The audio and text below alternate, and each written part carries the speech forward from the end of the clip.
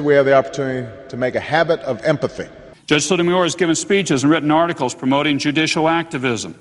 The president appointed her said judges should have, quote, the empathy to recognize what it's like to be a young teenage mom, the empathy to understand what it's like to be poor or African American or gay or disabled or old. And the difficult cases should be decided by, quote, what is in the justice's heart.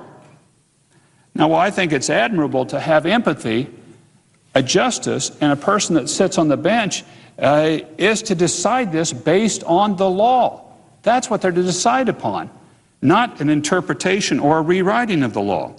The president's view of the role of a judge on the court is not shared by Justices Marshall or Frankfurter, nor is it the view of Hamilton and the drafters of the Constitution. The oath that all Supreme Court justices take says, quote, I will administer justice without respect to persons and do equal right to the poor and to the rich.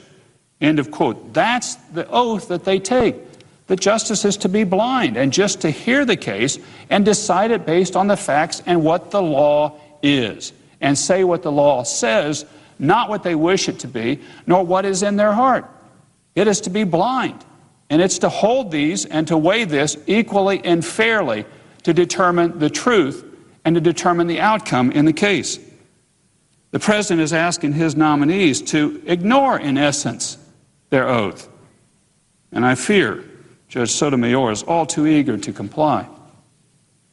In her writings, Judge Sotomayor has rejected the principle of impartiality and embraces a rather novel idea that a judge's personal life story should come into play in the courtroom.